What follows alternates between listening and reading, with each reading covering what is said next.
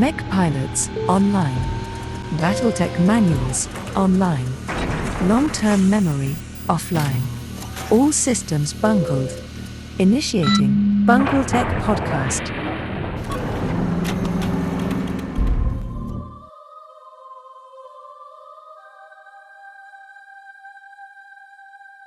In our 17th deployment of BungleTech, my spheroid co-host, Michael, and I take some time to reflect on the reviews our podcast has garnered so far and discuss what they mean to us. We regale on the hot death of a catapult in our battlefield outcome report. And we discuss a recent strategic bungle I made on the table in our rule check discovery segment.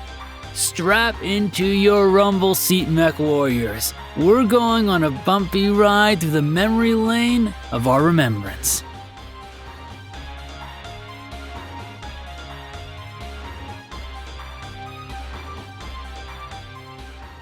Bonus objective.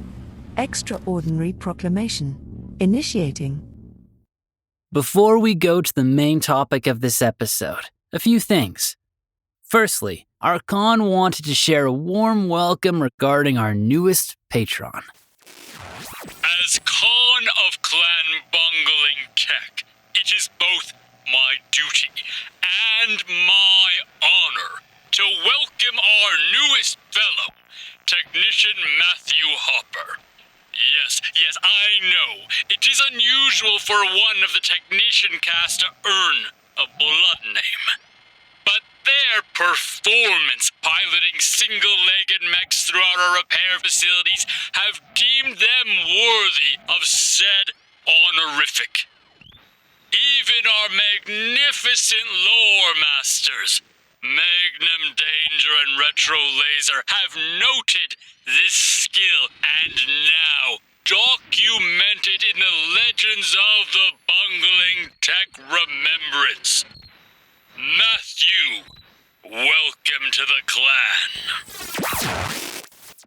Lastly, to honor the reference of the flavor text found in the Battle Mech manual, remember how last episode we promised we were going to make a parody commercial of the Pillsbury Classic commercials of old? Well, without further ado, allow us to now present the original commercial, followed by our slightly spicier version. Hi, I'm Poppin' Fresh, the Pillsbury Doughboy. Hi. Out of cookies? Let's make some. Hey, those are chocolate chip cookies, my favorite. Now, if you'll do the slicing, we'll do the baking. While they're cooling, let's sing a song. Oh, a house smells so nice when you bake in the oven. A warm kind of smell when you bake in the oven. Nothing says lovin' like something from the oven. And Pillsbury says it best. Now for those cookies. These look good. You're wonderful. Oh, home-baked chocolate chip cookies, fresh in the dairy case. And Pillsbury says it best.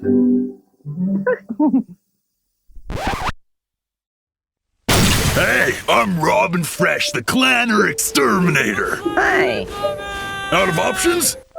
Let's make some. Hey, those are LBX cluster rounds. My favorite. Now if you'll do the loading, we'll do the shooting. While they're screaming, let's sing a song. Oh, a battle smells so nice when you blast them with the cluster. A bunja kind of smell when you blast them in the cockpit. Nothing says loving like a face full of buckshot. And Lubalin says it best. Now for that salvage.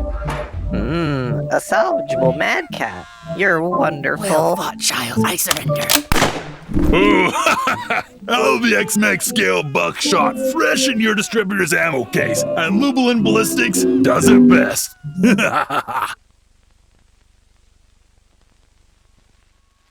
This is Professor Michael presenting The Sphere We Live In.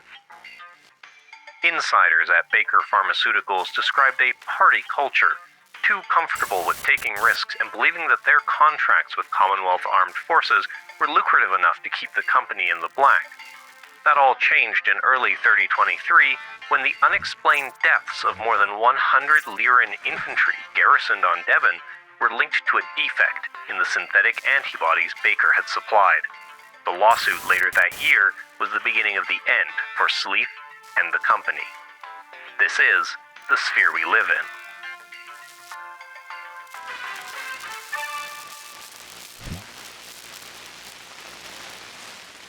Primary objective, podcast topic segment, initiating. Hello, venerable listeners. Welcome to episode 17 of BungleTech. It is me, your pal, Nathan, joined once again by the stupendously sensual Michael. Hi, Michael. Hi, Nathan. Today, Michael and I are going to do a little bit of remembering as we take a look back at our journey so far as a podcast in our podcast review Remembrance. We're going to take a little bit of time to share all the reviews that you've shared with us, and we're going to get a little bit deep about them. I'm pretty excited, and this should be a relatively introspective deep dive into the psyche, or the psychosis perhaps, of BungleTech. You ready to get deep, Michael?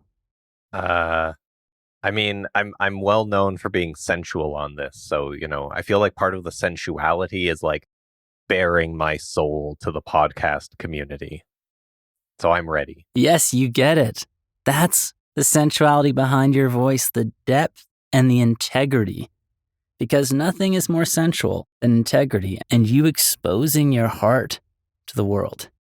So I expect to see that heart torn open Mortal Kombat style this episode, Michael. Is that sensual? Is that I'm losing the metaphor here. Fatality!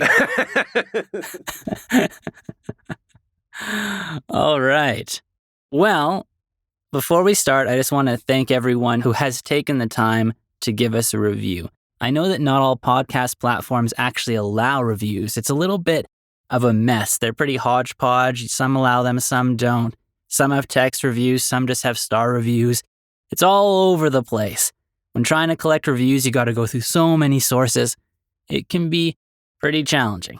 But I appreciate everyone who has taken the time to give us a review, either with a star review or who've given us a review via text review, which actually most podcast platforms don't allow. So today, we're going to spend time reviewing around 11 or 13 text reviews. And one thing I want to note really quick, for people that have been submitting star reviews, it's really helped us grow and it's really honored us. Actually, as a matter of fact, at the time of this recording, we technically have the highest rating of all BattleTech podcasts on Spotify with a 5 out of 5 stars rating and holding an average of more than triple the amount of reviews of other podcasts that as well are rated 5 out of 5 stars. So that is a super privilege and a super honor. So thank you for doing that. And thank you for taking the time to share BungleTech with the world. Share our ignorance and our mistakes with the world. It just feels so good that you people are willing to throw us under the bus. It's honestly, it's kind of weird that that BungleTech of all things has a so far 5-star rating. Like that can't possibly be right? That's a good point, actually. That's a good point. How can BungleTech be rated 5 out of 5 stars? Where are the bungles? We've even bungled the theme on our reviews. Oh man. Well, maybe. Oh, there you go. That's the bungle. The bungle's not the 5 out of 5 stars reviews. The bungle is that we've bungled the episode about the reviews. There you go. Right? That makes sense? Say yes. Yes. Fatality! Before we start, I just want to say thank you one more time to everybody who took the time to give us reviews and who takes the time to share us. Honestly, that's really how podcasts grow. It's a very organic thing. And we're very honored and privileged to be shared across the BattleTech community. It's really We're all about that fleshy, organic growth. fatality. How many times can we say fatality in an episode of BungleTech? Let's figure it out. Okay, so this is how this episode is going to be formatted, because I know you like to know about structure, people, because we're structure-y BattleTech players. So one of us is going to be reading the review, the other person is going to be responding to the review, and then we're going to ask a few questions about the review to the other host. This is going to be very introspective for us. So prepare for yourself to look inside Michael's beautiful heart. Huge heart. Huge heart. It's the biggest heart I've ever seen. Yeah, especially once it's torn from my body, still beating. Fatality? Fatality. Fatality! Yeah. Is this the fifth episode? How did this happen? What have you done? I guess we're going there. We're going with the fatality bit. For the record, I don't actually enjoy Mortal Kombat. It's way too graphic for me. Even though I'm a fighting game dude, Mortal Kombat just, where it's gone, it's too realistic, man. I can't handle it. I can't even watch the fatalities. Oh, but the story mode of that game is so good. Anyhow. All right. I digress. First review. Let's get to the topic of BungleTech. Okay. Please, go ahead, Michael. All right. Matthew Hopper says, great podcast for BattleTech players. This podcast is wonderful in how it covers rules, mistakes, and fiction. Superb presentation and talent. Keep it up. So, one thing I find really interesting about this review and what I really appreciate about it is specifically how Matthew mentioned the presentation was really good.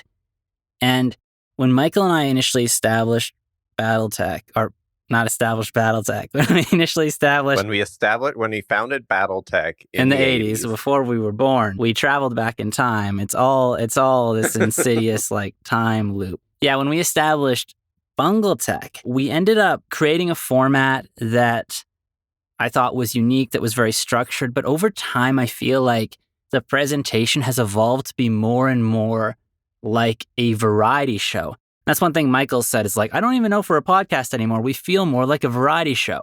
We're this weird hybrid variety show / podcast. And I really like the vibe. I really find it a little bit different than what's out there in the rest of the community. But definitely from day one, we've really tried to focus on having a different lens in our presentation and the holistic podcast format that we were submitting. Michael, from your perspective, I'm really curious of how your understanding of our show and the format has changed over time. I think it's probably pretty similar to you, where it, we sort of had this high concept at the beginning of it's BungleTech. It's about the mistakes that we make. But, almost immediately as we started doing it, that's not the whole show. We've got so many other things we want to talk about, and we sort of kept adding things, one by one. It was this is cool. Oh, this is fun. Oh, what if we did this? I still think that we have that core of it's a show about mistakes. It's a show about not doing things quite right the whole time. But that comes out in a lot of different ways. It's not just the rules mistakes anymore. It's, all these different things that we love about the game. And I think for me personally, the biggest change has been how much I enjoy doing all of the interviews with different people. That's something that I did not expect us to be doing at all when we started this podcast, but now they're some of my favorite parts to do. I think with the concept of interviews, the one thing, actually, this is funny, I'll talk about Travis from Renegade HPG. I know I talk about him too much. I have a crush, man. But when I was initially talking to him, when we first met online, and I was saying, oh man, I love your podcast. You get amazing guests. And he just said to me, he's like, people are willing to talk about stuff they are passionate about if you just ask them. And I'm like, oh, duh, that's so obvious. And then I decided to start asking people and sort of try to evolve our content and go in a direction where I felt made sense. Michael and I, for example, we have I think right now a list of 12 different episodes. We have so many episodes planned for content, but we're trying to really focus on episodes that allow the podcast to feel like it's naturally evolving. So that's something that we've really been very conscious of doing. Like, does this follow up on what we previously did, et cetera, et cetera? Does it keep those bungly genes? Yes. And the guests were a big example of that. It's just all of a sudden like, oh man, wouldn't it be so great to talk about this? Wouldn't it be so great to go to this topic area? And it's been great to have the community and the guests be, willing and interested to actually do that. So that's rad. Rad. Okay, let's move to the next review. This is from Joshua Cologne, and I'm going to give you a fancy voice because I feel like with a last name like Cologne, you should have a fancy voice. Love BattleTech games and fiction. Listen to this. This podcast is a great blend of talking about the game and fiction. I listen to this on my morning commute, and it's perfect for when I need a BattleTech fix. The hosts are fantastic, and their guests and topics are great. I would highly recommend BungleTech if you're a BattleTech fan. What do you think about this one, Michael? Sort of a few thoughts here. One of them is it's super validating to talk about like the balance of games and fiction. That's one of those themes that we sort of settled on fairly early on and keeps coming up through tons of episodes. How diverse and big the BattleTech media empire is. There's like tons of different aspects, and it's super cool to dig into them. And I like that we try to get that balance across in our podcast. We both enjoy tons of different bits and pieces of games and lore and wiki articles. Like, there's so much in there, and so it's great that like we had a good balance with that. I think we definitely try to do that. I also want to say that I agree that the guests are great. Every single person that we've had on has been super awesome to chat with. There's so many cool people in this community with so many cool things to say. And I think that we can't thank them enough for coming in and hanging out and chatting with us for a while.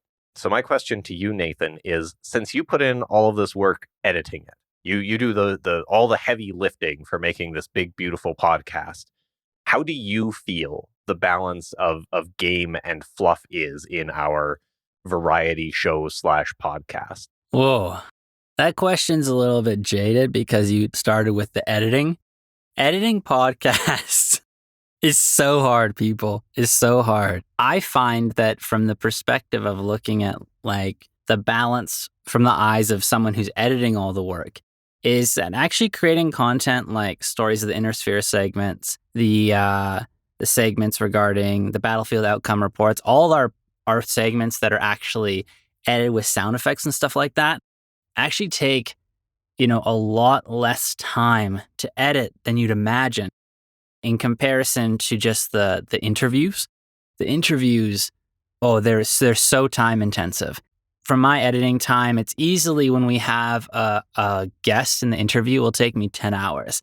And that's because I'm very particular about ensuring that a certain amount of uhs are edited out, that clicks are edited out.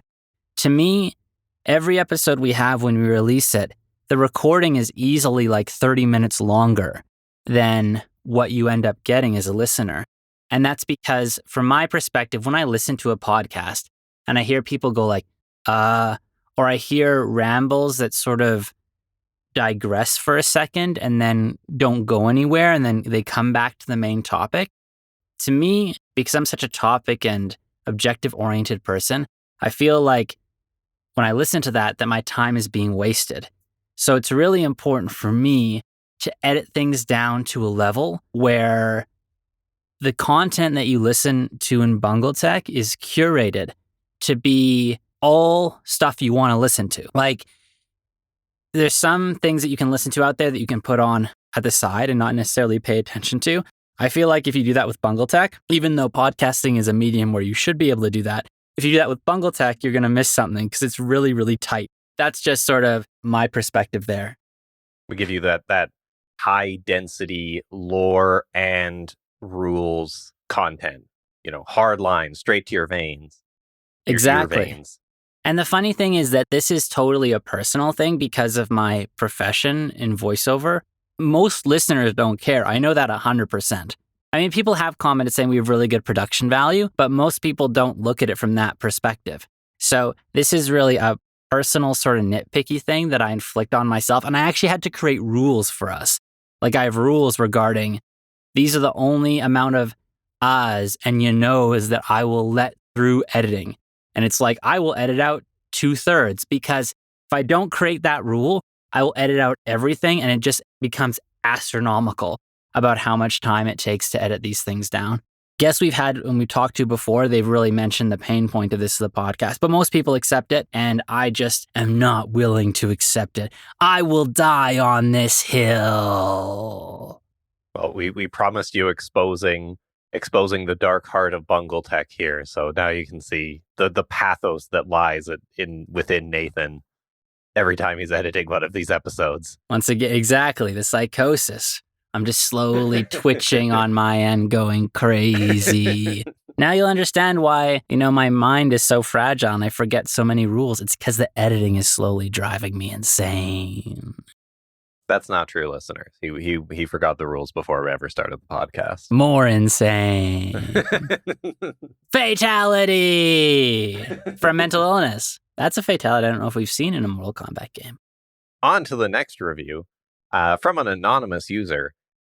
A good discussion about rules and the game overall.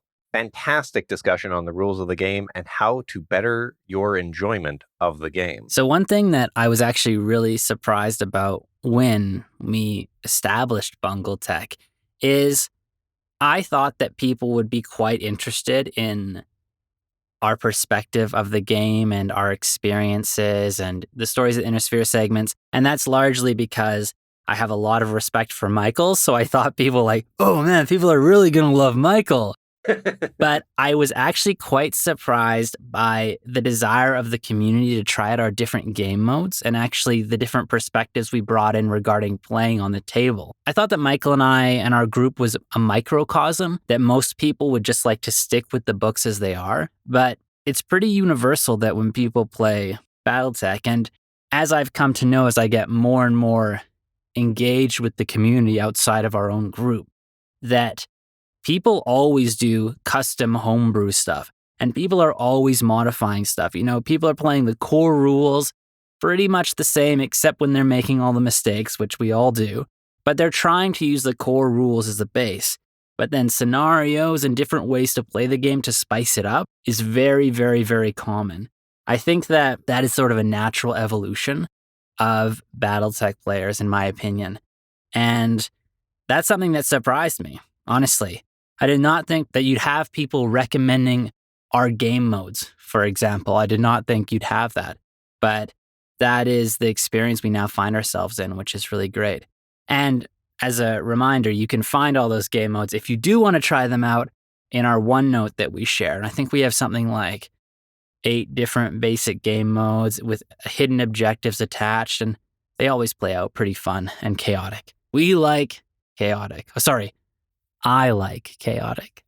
Were you surprised as well by this community sort of reaction regarding actually being interested in how we played and leveraging these methods? Yeah, I mean, I will out myself here as being a bit of a naysayer early on. I was like, Nathan, we dreamed up, mostly you dreamed up all these crazy scenarios and stuff for us to play, but BattleTech's serious business, and the people who play it understand it's serious business. They're not going to want to play your wacky 3-way battles. They're here for the military simulation. And I was super wrong. People love some of our wacky ideas. There's people out there with even wackier ideas that we wanted to try and play with. So yeah, I was early on a naysayer, and I was extremely wrong. Whoa. For that, I apologize, Nathan. Whoa. A formal apology that's going to be aired all around the world. Wow. I didn't even want an apology or need an apology, but I'll friggin' take it, buddy. I'll take that and put it in my pocket and some way find a way to leverage it against you one day. One day, on the table. Remember that time you apologized to me on BungleTech, Michael? Fatality! No! All right, let me read the next one for you, Michael. This is from someone we both know. Paul Mabbott. Bungled their way... Actually, let me see if I can talk like Paul. Bungled their way into my heart. Two guys wander into a crowded field of podcasters and make their individuality stand out from the masses. Production levels are top-notch, and the guest list is impressive for newer podcasts. Please tell me Professor Michael wears a lot of suede jackets while recording. Michael? I give that like a 4 out of 10 imitation. Yeah, I suck. I really suck at imitating people. Yeah, I was doing his physical mannerisms, but it wasn't really coming out in the voice. Yeah. Yeah. If you had a camera here, man, you'd be like, "Oh, that was totally Paul. That was totally Paul." Yeah, no, it's honestly, like, I love that we found this little niche of like not taking ourselves too seriously. I kind of just like I really enjoy making something unique, and I'm glad that so many people enjoy listening to it. Way more than I ever imagined would want to listen to us be two bumbling idiots. Sort of, you'd mentioned it before. Production quality, that's something that a few people mention. That's fantastic because you put so much effort into it. It's a part of our identity. Two idiots who talk about stuff, but we sound great while doing it. On the suede jackets, unfortunately, I do not own any suede jackets, but I could dig out one of my bow ties and see if that helps get me in character for this episode. Yeah. And my question to you, Nathan, is, as a card-carrying voice actor, have you ever dressed up to get in character? Have I ever dressed up to get in character? I've dressed down to get in character. Like if I was playing, but the thing is, I'm sort of a little bit white trash to anyone who's listening. I'm like wearing muscle shirts, shorts all the time. So when I play like a character that was like supposed to be sort of barbarian, I've ensured that, I'm in really, really loose, sort of messy clothing. Not in the studio per se. I wouldn't go like that in the studio, but from doing home recordings at my home studio. In those instances, for sure, I have. I think I dressed up once. I'm trying to remember what it is, but I'm pretty sure I dressed up for a business sort of commercial read. It was very serious, very business oriented. I remember putting like a suit jacket on and stuff like that.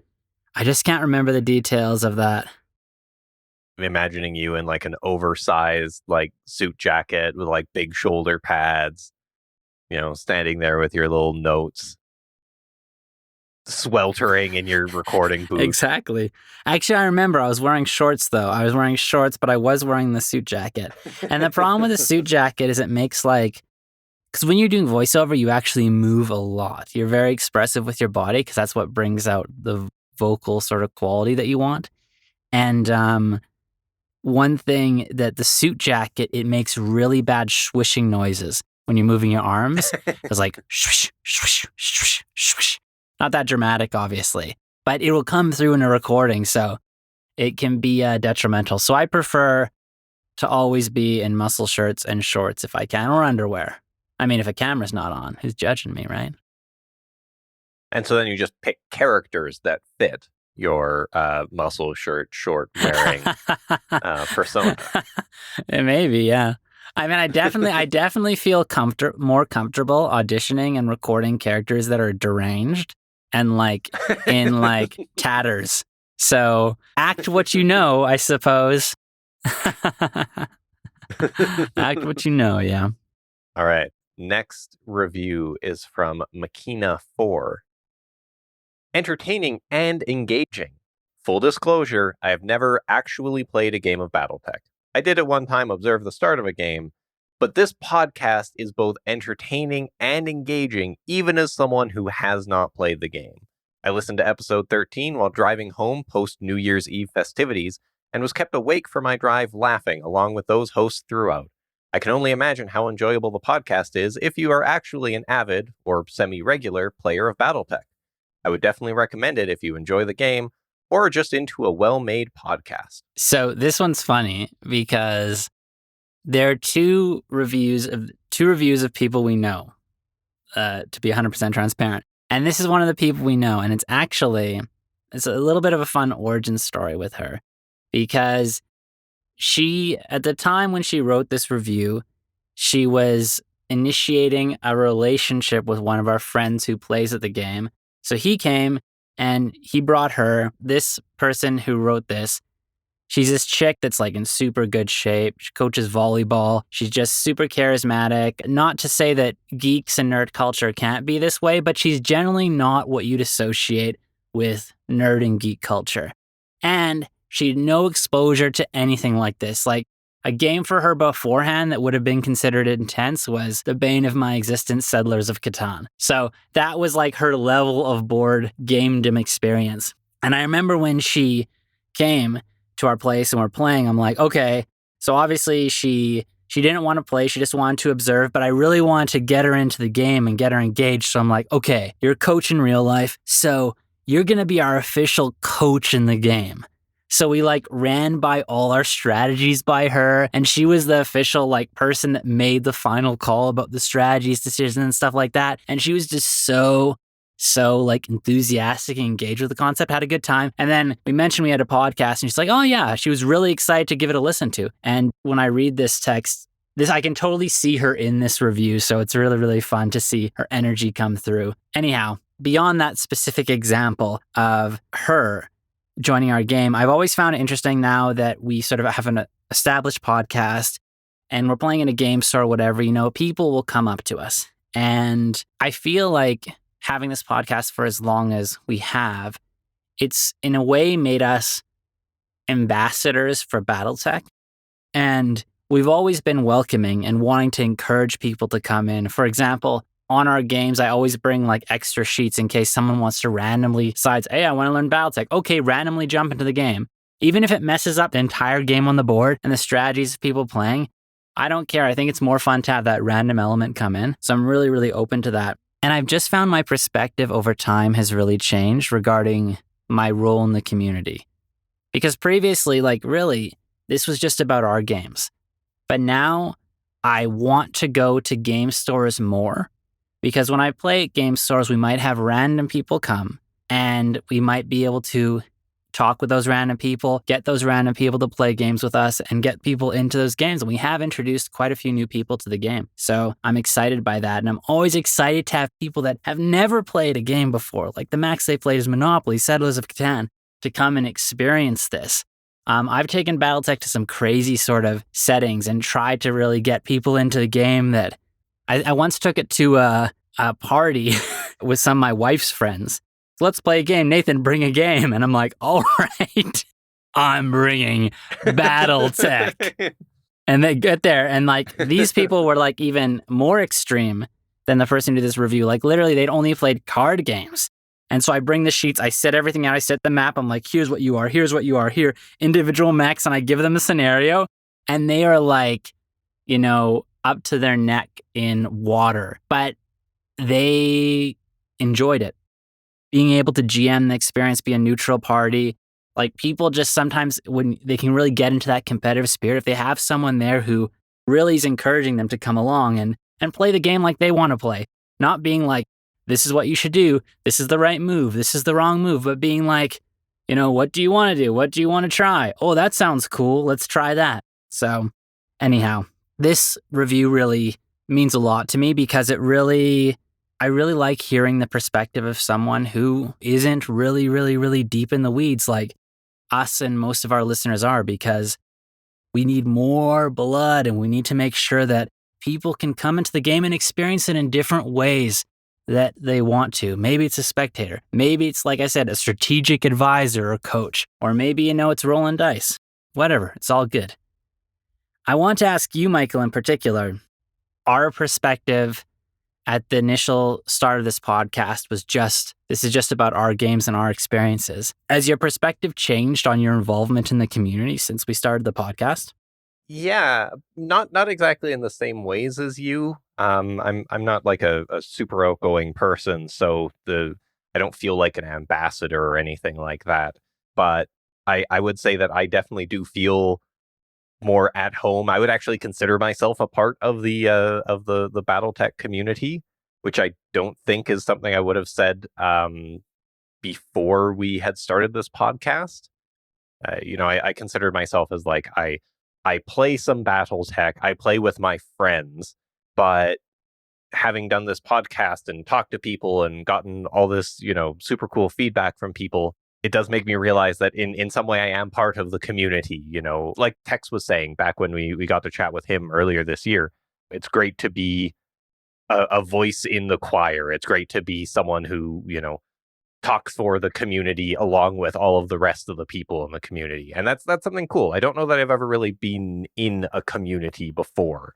So I'm super, super thrilled to be here. Heck yeah. Heck yeah. Fatality. No, wait, no. There's a friendship-tality. What's the friendship? Friendtality? Friendtality. Yay. There's so many options because, again, we can say so many things and keep it on theme. All right, I rambled a little bit for that one, but let's go on to the next review. So this is from Coach TB65. Aren't we all a little bungled? I happened to find this show when the first episode came out. I listened and it was fun and entertaining. They are super lighthearted and really seem to enjoy the game, not taking it too seriously. Since then, the production quality has gone up. They've refined the process and just kept improving. Nate's voices and reading is only matched by Michael's sensuality. The survey episode was by far my favorite yet, quickly becoming a top BattleTech podcast. What do you think about this one, Michael? Still, one of the weirdest things is the fact that anyone listened to our first episode. That doesn't get any less weird the more episodes we do. I don't exactly know why anyone listened to us in the first place. And that's always one of the hardest parts of making something for people to, listen to or watch or anything, is getting that first bit of traction. So honestly, Nathan put in a ton of work around this and we've been lucky in our own ways. So I'm glad we got that traction. I'm glad people love what we do. And thanks for listening to our first episode. And we definitely do love the game. As Nathan was saying, I'm pretty sure that 80% of his social life revolves around BattleTech now. So glorious BattleTech. We definitely we live and breathe BattleTech a little bit. And then the last thing I want to say is I still don't really understand how the sensuality meme came to be. I really genuinely, honestly expected that to just be something weird Nathan said in the first episode, like so many other weird things that Nathan says in every episode. I don't know why it's stuck. I don't know why it's still here. Nathan, how does it feel to be single-handedly responsible for hundreds of people knowing me as sensual? In life, you aspire for goals and greatness. But there are some goals that you can never imagine that come to fruition and are the sweetest thing. And this is definitely one of them. Thank you, community. Thank you so much. You made this. This is your lasting impression on it's the so community. Beautiful. Yes, sensual Michael. Love it. Love it. All right. Next review is from Dixie Demon. Short and sweet. Good work, but Waco, not wacko, you goober. First, goober? Really? Second, this comment is related to our episode in which I did a reading of The Cracked Canopy, and it was a story regarding the Waco Rangers. For the entire episode, I pronounced it as Wacko Rangers. And this is really funny because I want to defend myself. I'm going to defend myself, world. Okay. First, I'm Canadian. I don't know what Waco, Texas is. I never heard of Waco, Texas beforehand. Okay, I'm Canadian. Okay. Second, I actually looked up a pronunciation of Waco, and it told me wacko, like an audio recording in which someone's like, here's how you properly pronounce it. I recorded the entire episode that way. And then after the episode, I was like, oh, let's do some more research on the Waco Rangers. They're pretty cool. So I'm doing some research on Sarna, the best place to find anything BattleTech related. And there's this one line where it's like, the Wolf's Dragoons called the Waco Rangers Wacko Rangers as an insult. And I'm like, But isn't that their normal name? like, why is this an insult? Just calling them the normal name. And at that moment, I realized something went terribly wrong. And many times I've gone back and done corrections, but because of how many times you had to say Waco Rangers in that episode, I just figured we'd go with Wacko the entire time and just think that the narrator's perspective was speaking down to them, because in the story it actually was. It actually was. He was speaking down to them. So I sort of created a little head lore. But for the record, pronunciation, oh my God, it's so tough. And when you're actually working on something officially, like let's say I'm working on an official audiobook, first thing I'd do is I'd read, I'd flag the words, and then I'd actually email my questions to someone who is an expert. Like let's say Trent Sparks. I know Trent Sparks has created a pronunciation guide for BattleTech that's internal to the company. With something like that, I would then be able to double check how he said it, and I'd say, okay, how he says it is the way. A perfect example is MagnumDanger, one of our patrons, recently asked me to say how I said Capellan. And I don't know if it's Capellan or Capellan.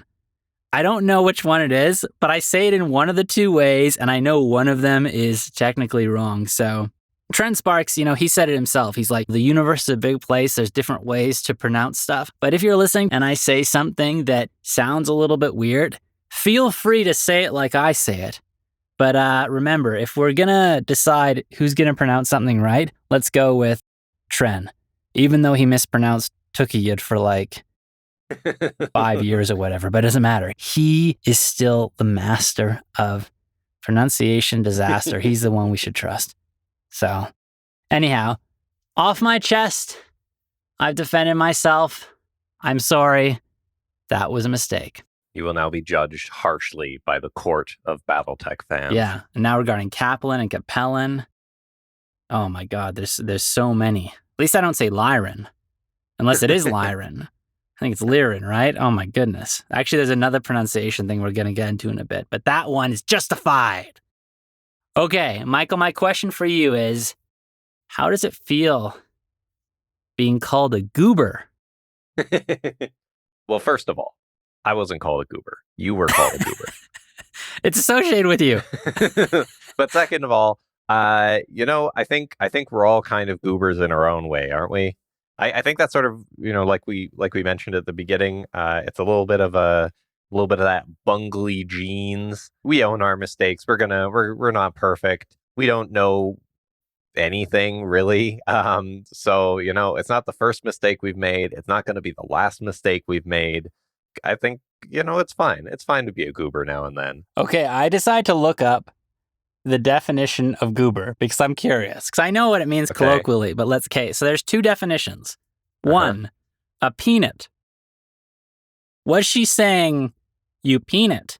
Because peanut technically could mean cutie. So are you saying like peanut? Peanut, like yeah. Like the thing that you eat? Sorry. Can you pronounce that word a few more times for me? Peanut. Peanut? Peanut. Peanut? Okay, how dare you? How dare you? It's peanut butter, whatever. I don't know, okay? Get me a pronunciation guide. I have never had to read peanut in BattleTech for the record. So maybe I've been saying it wrong all along. But anyhow, that's one definition of peanut. So technically, maybe she could have been calling us cuties. Potentially. Is that something people say? Oh, you cute little peanut. Yeah, you little peanut. Yeah, that's what they say to babies. They'd be like, oh, you little peanut. Yeah. Okay. Yeah. All right. Okay. I'll take so your word for it. Does that, or a foolish person.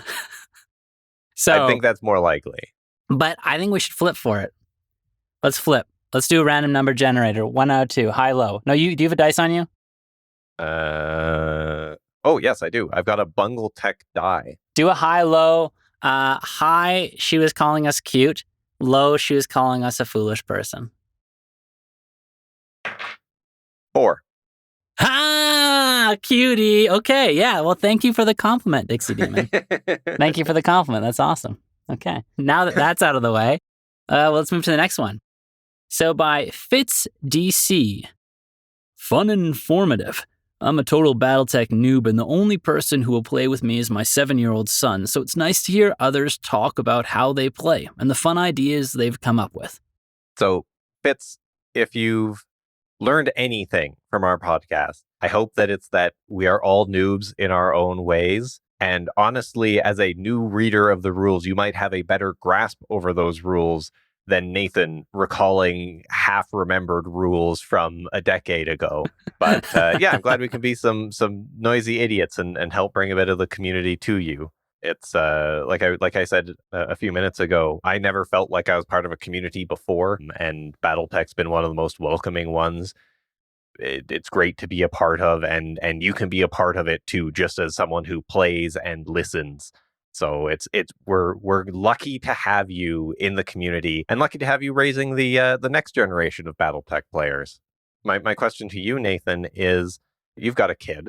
What age are you going to introduce them to BattleTech? Or maybe more specifically, what is the progression going to be? You know, what age do you start with Alpha Strike, and then Classic, and then what age do you break out the advanced rules? Whew. Well, so technically my kid has already started being indoctrinated. My kid he is 19 months now, world. At this time, he's 19 months. And he's already had BattleTech TCG cards that I've given him as chew toys, which I found out I might have given him cards that had some use, unfortunately. But anyhow, I have so many cards that he can have a few chew toys if he wants. He really liked having those cards for a while. I gave him some different ones. He just had fun like looking at them and eating them. I'm such a great dad. And I've also had him. One of my first pictures with him actually is me playing a game and him sitting at the table and looking at the miniatures and stuff like that and all the dice. That stuff is actually fun to look at. Actually, yesterday we went to my parkour studio. I'm trying to introduce him to parkour because there's some really useful basic skills that I think any kid should know about navigating urban environments. So I'm starting him really young. So he's running around the parkour studio and stuff like that. Then after, there's a gaming studio nearby, Ogre's Den, which is our local gaming store. So I go there and, just walking him around, showing him the place, and I actually bumped into some people that I knew that were playing Warhammer. And so I held him there for a while and he was watching and stuff like that. He just likes watching people roll dice and see what's happening. But BattleTech, he definitely has great interest in. For example, I've given him a few mechs, like miniatures, just to hold every once in a while. I gave him a Banshee that he literally broke in 10 seconds. And I was so surprised it broke so quickly. I'm like, it's at least going to last a minute. Straight away drop, arm breaks off, and I'm like, oh, that was quick. He's too powerful. Oh man. If that Banshee was 100 tons, based on its size and in comparison to Ren, how many tons would Ren be? Ren's times 5,000 Banshees? I don't know, man. That's a heavy mech. That's an eldritch creature, man, in comparison. And so I remember giving him an Executioner, actually. So I have a little painted Executioner, which is really poorly painted. It was just it's sort of my dummy mech that I paint. And I gave it to him, and it's sitting in the shelf, and every once in a while he'll want it, and I'll come give it to him. And whenever he gets it, he takes it, and the first thing he does, he goes, ah.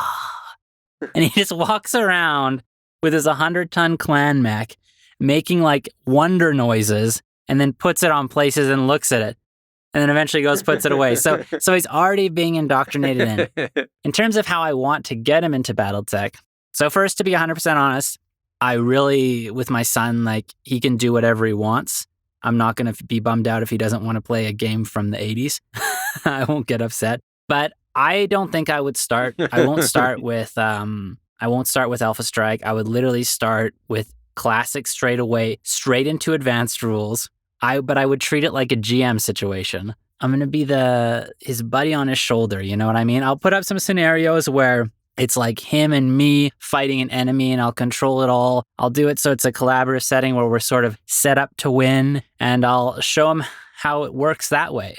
So he's going to learn so many rule mistakes from me. It's going to be hilarious. He's going to go teach other people rule mistakes. The ignorance will continue for generations. Propagating the bungles to the next generation. The thing is, he picks up things really quick, so hopefully he'll be smart enough to catch me. He'll be like, Dad, didn't you say this last time? And I'll be like, I think maybe I did. Let's double check the rule book. Yeah, so hopefully he'll make me a better player. Anyhow, I am excited, though, to have the ability to interact with my son this way. And this reviews really sort of touches me in the heart, because having a shared hobby with your son or daughter or child, I think is just really, really warming for any new parent. So thank you so much, FitzDC, for sharing that. Gives me something to hope for, aspire for one day. All right. On to our next review from Brent, the Mad-Eye Marauder. A Bungle to Remember, a podcast that anyone playing BattleTech can relate to. That is, if they're being honest with themselves. Honest about what they don't know, passionate about what they do. It's a fun show, even if they call Arrow 4 Arrow Ivy. This is Brent from the Of Mechs and Men podcast, which is a really great podcast I recommend you checking out. It's basically a BattleTech book club. And we've had them on the podcast before in our podcast interview episode. Brent's a cool dude. And I just want to go and say that I've had many people say to me that they hate whenever I pronounce Arrow 4 as Arrow IV. And now I'm naturally reading it as Arrow 4 instead of Arrow IV. But I truly hate that. I want to call it Arrow IV because Arrow IV sounds so much cooler. And I'm trying to think about when I picked this up. And I'm pretty sure I picked it up from MechWarrior 2 Mercenaries, the video game, because it's definitely the first time I encountered it. I just want to defend this. I want to defend that we should call it Arrow IV. Come on, community. Arrow 4 is too... it's so logical. It's so mechanical. Arrow IV has class. And artillery's pretty classy. Let's be honest. You're sitting there back on the battlefield, sipping your tea, launching missiles over mountains. That's classy, if you ask me. We're not boots on the ground. We're not smashing mechs into each other. So I just think it fits better. And now, Michael, I'm going to ask you, you think Arrow IV is better than Arrow 4, right? Don't leave me hanging here. I do not. No. I am No, Michael. firmly an Arrow 4 purist. It's a number. There were 3 arrows before it. I assume Arrow 1 was literal bow and arrow. Arrow 2 and 3, yada, yada, yada. Arrow 4, devastating missiles. Let's get a shrapnel submission. Maybe there's already one out there. I don't think there is because I looked this up recently. Get a shrapnel submission about the evolution of Arrow 4. I want to know about the previous arrows. I want to know if Arrow 1 or Arrow A for Arrow Alpha was a real arrow, and then it slowly evolved to these artillery missiles. Then, and only then, perhaps not only then, but then for sure I'd be like, oh, okay, it's definitely Arrow 4. Yeah. Oh, I guess I was wrong. I'm willing to accept my mistakes, world, when they are presented to me in concrete ways I cannot argue myself out of.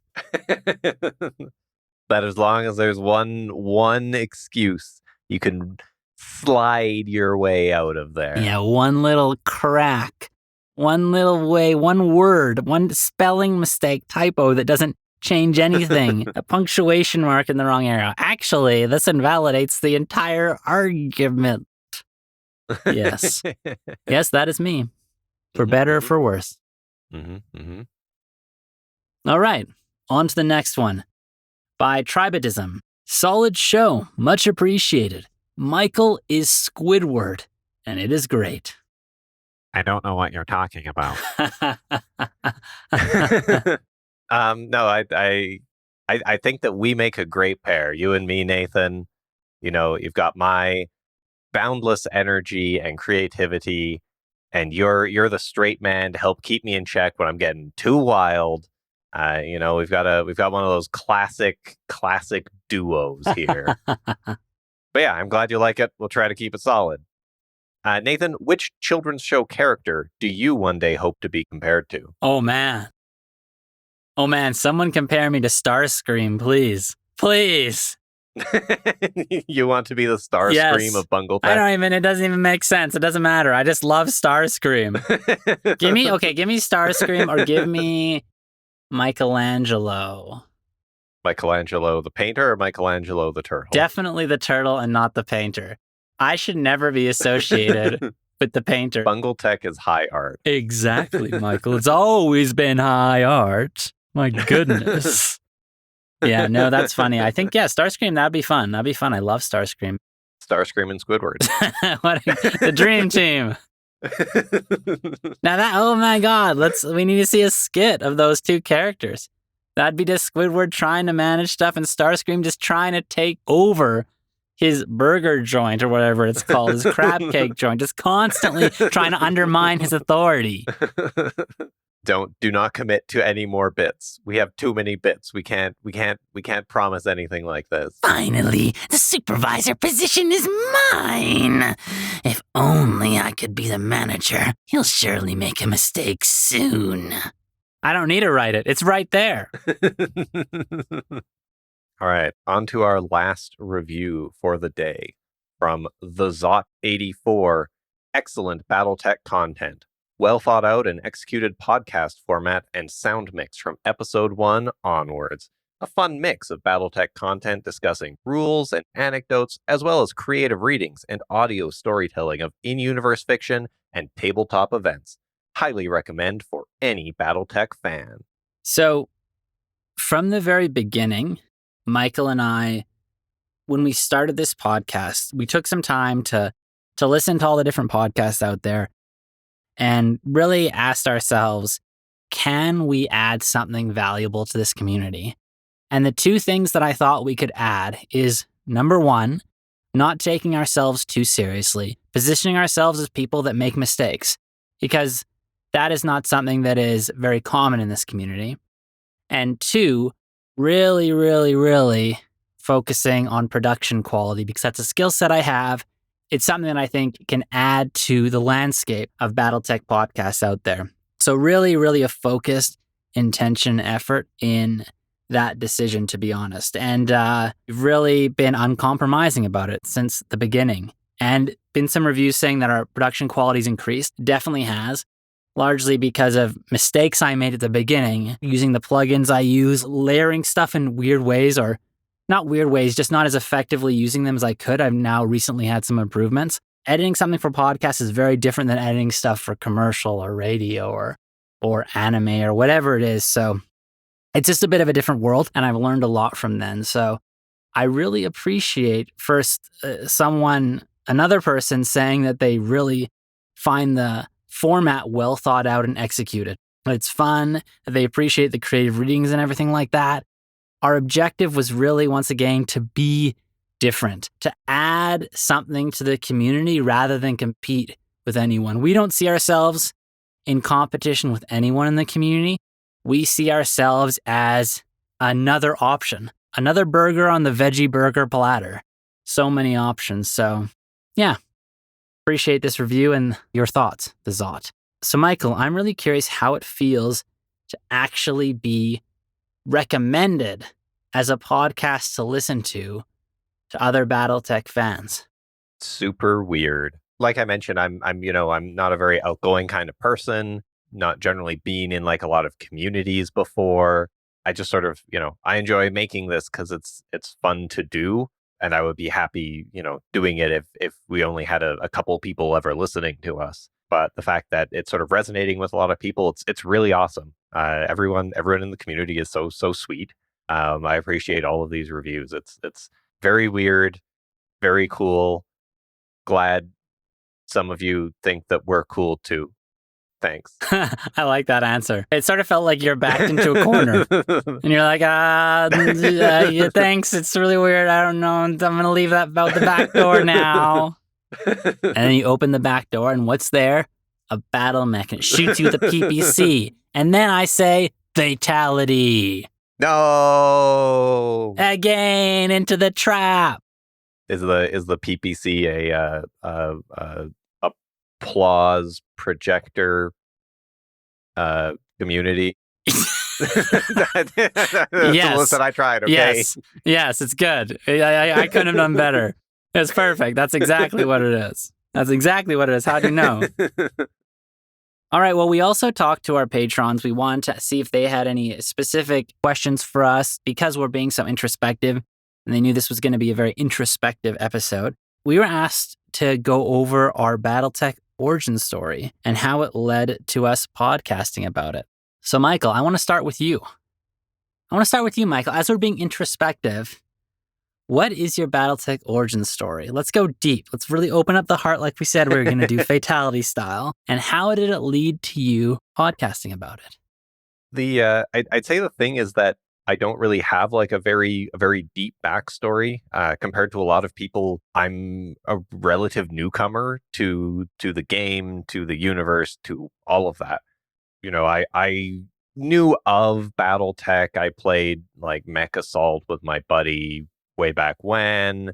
I played Harebrained Schemes BattleTech computer game, but to actually get into like BattleTech as more than just an individual game that I played now and then, that was pretty much you. You picked BattleTech back up and you're like, hey, come play with me. So I did. And we played lots of different games of classic BattleTech. We did some role-playing stuff in it. And like I'd mentioned in an earlier review, that's when I sort of like considered myself as someone who played BattleTech, and I played BattleTech with my friends. I wouldn't have considered myself like a BattleTechie. And then you asked me to come do this podcast with you. And I'm like, well, I know a few things. I know the rules at least as well as you for some reason. So I guess I have something to contribute there. But it's honestly, it's only since we've like really gotten into it over the past year of doing this podcast that I actually like consider myself as someone, you know, where BattleTech is pretty core to what I do. I love playing it. It's a lot of fun. It's a lot of fun to dive into the lore, to meet different people who are in the community. So in some ways, BungleTech is like my origin story for BattleTech. It's what turned it from a game I played sometime into something I'm a part of. Heck yeah. Heck yeah. We got him, everybody. We got him. You got me. You want to know how to get people into BattleTech? Start a podcast and drag them in. That's a new player. For every new podcast, you can have at least one new BattleTech player. Catalyst, take notes. So I guess in a lot of ways, my BattleTech origin story is tied to your BattleTech origin story. I wouldn't be here if it weren't for you. So how did you get here? You know, it's funny. I know we talked about this a long time ago, and memory, as we all know, is a funny thing. But I knew I got into BattleTech in the 90s. That's what I know. I don't know if it was because of the MechWarrior 2 game first, or if it was from the BattleTech introductory box set, which had all the plastic miniatures and stuff like that. It was one of the two. So I know I remember seeing that Warhammer box. I think it was a Warhammer 2C, or maybe it was the old Warhammer. I don't recall. I remember looking at the box and thinking, holy crapola, that's cool. And I even like the font, like the BattleTech. Like everything about the box was so sick. So I bought it, took it home, tried to play it with my friends, and, you know, that failed dramatically because it was just too complicated for how old we were and all that stuff. But, you know, I kept this box, and then I started playing video games, or maybe I was already playing video games, but I always had that connection. It was always something that I, you know, really, really enjoyed the universe. And one thing that I would like to share is I remember, and here's the thing too, I don't also remember when I got into the fiction. This is the random thing too. You know, I say it could have been MechWarrior 2, or I say it could have been the BattleTech box set, but it could have actually also been just the novels. And I remember reading, this is a book that I love, and it's just because it was in my youth when I encountered it, and that was Star-Lord. And, you know, that's why I love Steel Viper so much, because of Dawn Moffat. It's all because of her, literally. And I remember reading this book. I was on a sailing trip with my dad because my dad was a sailor. He's from Australia, so, you know, that was a big part of his life. But, you know, I didn't want to sail. I'm a nerd. I wanted to be reading BattleTech books. So I remember being in the bottom of the ship reading Star-Lord and being so, like, enthralled by it. And I remember the boat started tipping and it almost flipped. There's little, like, windows on the side. I see them fill up with water. And it was really a dangerous situation where the sailing ship was about to tip over and I would have been stuck underneath. And I remember as I'm reading the book, I'm thinking to myself, man, I really don't want to drown. I really got to finish this book. If I drown right now, I'll never know how it ends. Yeah, what happens to Dawn? I gotta know what happens to Dawn. I remember, and then obviously the ship didn't flip, and then we were back and everything was good and stuff like that. And these ships do flip and you can always swim out, but it would have been sketchy and scary. But it probably would have been a traumatic experience. You would have formed a negative association with BattleTech. Yes, you're right. And then I never end up in this game. This podcast doesn't exist in that alternate universe. If my father did not recover the ship at the time, I would have hated BattleTech. And maybe actually because I had a life or death experience that I came out on top, it gave me a positive association. When Dawn was like hand-to-hand combat, shooting people in mechs, I myself was in a threatening situation. Oh my God, maybe I connected to BattleTech more fundamentally to primal level. Maybe that's why I love it so much. Maybe that's my true origin story. I don't know. It could be. Why not say it is? The BungleTech lore gets deeper and more convoluted all the time. Ooh. Yeah, man. Well, sweet. That is the end of our main topic segment today. Fatality! Fatality! I just really want to thank everyone who submitted reviews. Once again, I know that not all platforms let you do reviews, and I know that not all of them let you submit text reviews. So I really appreciate people that took the time to do this, people that take the time to listen, and all that fun stuff. It all makes us feel so welcome in this community. And honestly, I mean, good reviews, bad reviews, reviews in general, engagement really, really, really bolsters my energy and enthusiasm for BungleTech. It means a lot, 100%. Just to know that people are listening and that people find what we say okay to listen to. Sufficiently acceptable. That's a good way to say it, Michael. So thank you so much. And I think it's time to move on to our next segment.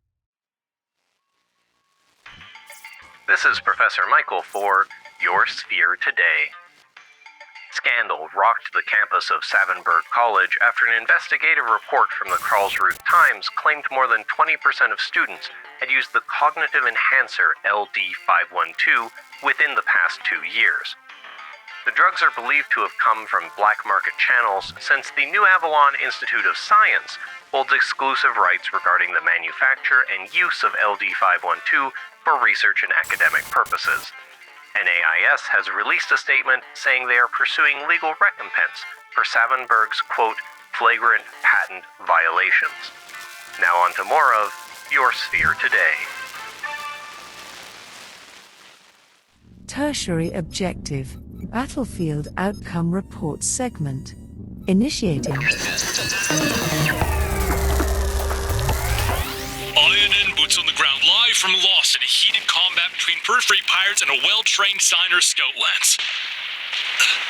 The pirates have been pillaging the region, their leader armed in a dastardly Catapult C-1B, and backed by an aggressive and seemingly insane hover tank lance. As can be seen behind me, it is a chaotic scene, but the Steiners are pushing forward relentlessly, with the overall tonnage of their lance significantly outmassing the opponents.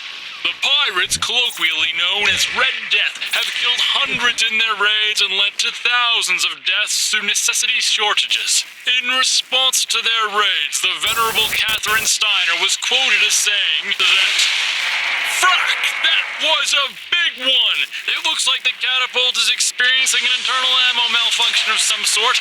Yes, its ammo is cooking off as the streak SRM barrage from the Steiner unit continues to slam into it. The pirate struggles to maintain itself and there it goes. It comes crashing heavily to the ground. As the Steiners pursue the hostile hover tanks now disappearing into the woods, this battle seems to be won. Let this be the Inner Sphere's first notice that the stain of the Red Death on Lost looks as it has been washed out. Nathaniel Smithson, iron and boots on the ground, always first on the scene."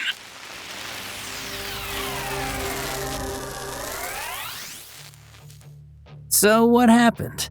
Well, a Catapult in one of our games with hot-loaded LRMs had a streak of bad luck with a few streak SRM critical hits. Then how did it happen?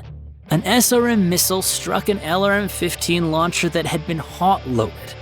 Hot-loaded missiles have no minimum range at the cost of having less accurate clusters and the added risk of the weapon carrying the missiles exploding. When a hot-loaded launcher is struck, the missiles loaded in the chamber automatically explode, dealing damage equal to the hot-loaded missiles in the chamber. This hot-loaded launcher exploded, causing 15 damage to the internals, which transferred inward into the torso, triggering an actual ammo explosion, which was fortunately protected by case. Unfortunately, the following SRM missile landed in the same arm location, resulting in it transferring inward to the center torso, and a lucky roll resulted on 2 critical hits, each which landed on a separate gyro, destroying it and sending the mech crashing to the ground, crippled. A perfect example of how streak SRMs are so good at hunting criticals.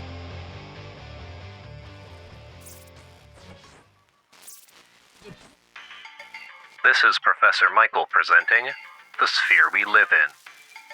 The Michelson Yellow Jacket gunship is one of the most advanced attack aircraft to stalk the battlefields today. Carrying a devastating long-range weapon load, this single-seated VTOL weighs as much as a Spider light battle mech, and can nearly keep pace with one despite running off of a turbine engine. The YJ-7P model, built exclusively for Commonwealth forces, is even more terrifying. With a lightweight fusion engine and ferrofibrous rotors, this stinging insect carries as much armor as a light tank at over 150 kilometers per hour, and can deliver a killing blow with the extended-range PPC carried on its chin. Now you know about the sphere we live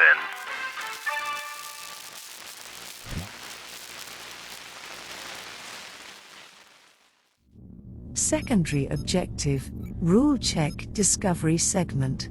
Initiating. Welcome back, everybody, to our rule check discovery segment.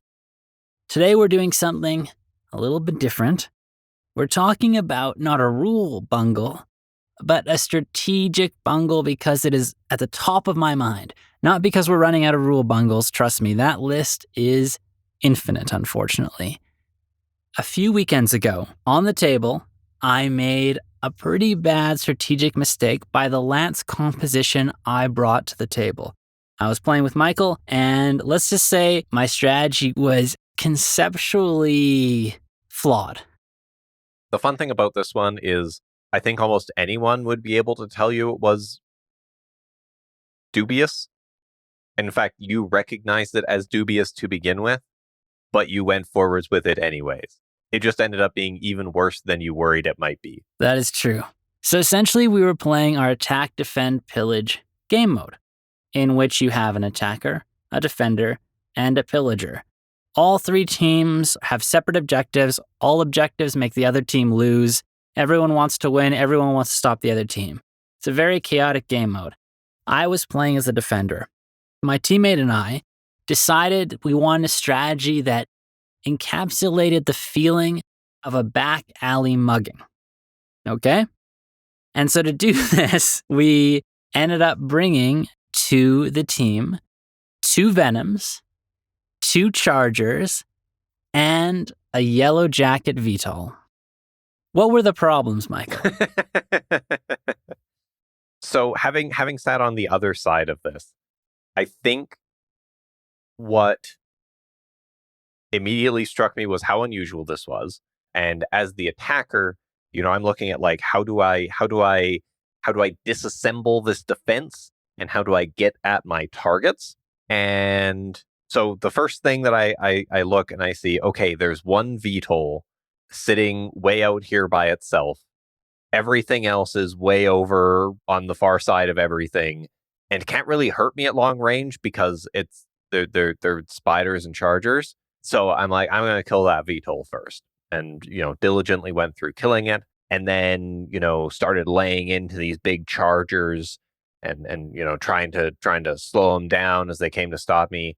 And eventually I realized they can't really do anything to me. The total firepower of this enemy lance is very, very low. And as long as I don't let them punch me, I'm pretty much okay. And so I just kind of walked around them and shot the objectives and destroyed them, and then went home. Yes. It is as sad as it sounds.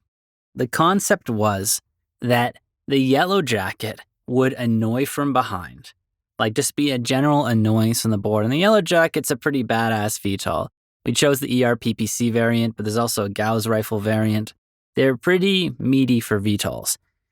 We chose the 2 spiders with the vision of, as the VTOL comes in and is attacking your back, the spiders can approach successfully because attention will be on the VTOL. So the spiders basically are going to be sort of a last priority, which will let them get into range to start taking out rear arcs.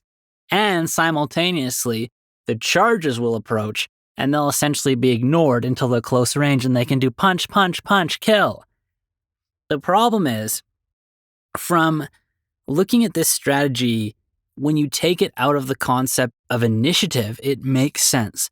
But as soon as you look at it from an initiative perspective, in order for the chargers or the spiders to be effective, the spiders, for one, needed to land in rear arcs, and the chargers need to get into punching range. All of this required winning initiative. And because of how the board was spread out, the likelihood of us being in an advantageous initiative position where we could always move everyone into the right area was so unlikely. Unless we were fighting another lance that was brawly like us and just chucked stuff in our face all the time. Essentially, it really meant, and what we noticed on the board, is that the VTOL was always effective until it was blown up because it had a long-range weapon. It could go somewhere. It could just take shots, right? Anywhere on the board, it could shoot. But the spiders or the chargers, only one of them could be effective each round because only one of them could get their success condition, which is to either jump into a rear arc or to get into punching range and punch because of how initiative plays out. And it's maybe worth noting that we play with the initiative rules that come with the initiative deck. So based on those rules, regardless of what your initiative roll is, the people who have the most units always end up going first. And winning initiative only ever gives you sort of a 1 mech advantage in initiative, which means at best, you can get one of your chargers or spiders into a good position. Well, maybe. Potentially, depending on how things work, you might be able to get some reasonable positions, but when it really comes down to it, and you've got that one critical unit on each side that needs to, am I going to be punchable or not? At best, it's a coin flip whether you get one unit that can, really pin down your target. Didn't exactly pan out for you. And in fact, my strategic blunder was putting as much fire into those chargers as I did, because I don't believe they took any significant damage. One of the spiders died eventually, but the chargers were, just big things that soaked up damage, and I should never have fired at them. I should have just let them be big placid beasts that they are. And so I will note that we were playing the base variant of the chargers, so that is, I believe, the 5 small lasers and nothing else. And I think they run at 5.8, I believe. They're sort of a zombie mech. All their engine is located in the center torso, so they can take quite a beating, especially for that speed. But they were never in range to use their lasers. They were only in range, I think, once in the game to punch. And, I can imagine these chargers being super effective for if they were attackers and they could go to the base, because eventually they're going to reach the thing that they can punch in the base and punch it, and that thing can't move. But as soon as you have mobility tied with initiative and sort of the alternating rules, and Michael's unit, I believe you had essentially 2 units, 1 unit that could play as a sniper, so you had the Sentinel Sniper. You also had, I think, 2 snipey units, right? Well, I had for the long range fire support, I had the Sentinel and my classic Blackjack, just sitting in the back, plinking away, one more effectively than the other. And then I had a punchy Shadow Hawk to get in close, and a Marauder to just sort of be bulk on the battlefield. Yes. And I think so because you had the 2 units that literally, it's okay that they would always move first because they're snipers. It didn't matter. They could see the entire map. That basically just completely defeated the ability of our lance to maneuver in and use initiative to our advantage. But even once again, like saying, even if you were a close lance, it would still be more like, because of how initiative works, it'd be more like you'd be alternating turns. Only in certain situations would you be able to come in. And I think thinking you'd be able to hit with more than 2 of them effectively around, like with the conditions we had to hit, would be naive. So it was definitely something that when you look at the board from the perspective of, hey, this is a battle. Let's imagine this strategy in real time. Oh, then, in a real-time situation, maybe this could be effective. But as soon as you put it in a turn-based situation, limited to the initiative system, it was doomed to fail. And it really felt like it. like when we were playing, it was like, oh man, like I want to play it out. But woo, this is really a slog. And it wasn't immediately obvious anytime someone's like, oh yeah, my lance is 2 chargers and 2 spiders. You're immediately going to be like, okay. On paper, going into it, it wasn't obvious to me that this was going to go as poorly as it did. Seems like it has the right elements. I think it was maybe that you were missing something in the composition there. The yellow jacket just wasn't quite enough to pin down the oncoming units and force the attacker to deal with your charger. You sort of had a team of all flankers and nothing to actually run them into. I think you could make it work, but you might have to drop a charger. Yeah, I think we drop a charger, add 2 more yellow jackets. Yes, that's the problem. You need more easily shot yellow down jackets. Beetles. I think we should actually just drop all the mechs and just add 20 yellow jackets on the table. That would be terrifying, man. Especially when they're crashing into each other. Actually, you could probably you could put them all at different elevations, so even if they lost control, they wouldn't hit each other. Just like real air traffic control, everyone's got their own altitude bracket. There you go. See? Yeah, no, I find this one really interesting because it definitely is a bungle, but it's a bungle not because we applied rules wrong. It's a bungle because we didn't consider how the rules would be applied to the game that we were playing. Mm-hmm. And this is one of my challenges because I think of things so thematically that sometimes I forget about the rule constraints of the system we're playing in with our selection. That's probably just one of the most common bungles that people would make on the table. But I think the lesson really of this is that it's very important. I mean, this is so obvious, but I'll state it anyhow. It's really important to consider initiative. Just consider how it's a turn-based game when you're building your lance and how that impacts the viability of certain strategies. Because once again, not real time. You can't just swarm someone straight away and all at once, simultaneously. It doesn't work that way. And don't worry, listeners, there were also actual bungles in the gameplay as well. So, maybe those will come back in a later episode. Yes. There were 2 that I remember, and how many that I've forgotten. I've forgotten more bungles than you've made, whippersnapper. Awesome. Well, hopefully this was somewhat insightful for our listeners, even just a fraction of how insightful it was for me. Nathan learning on the fly. That's how we do it, baby.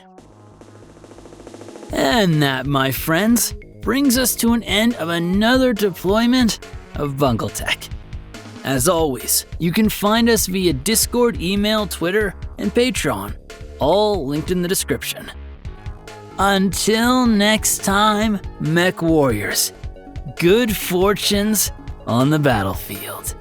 Selah.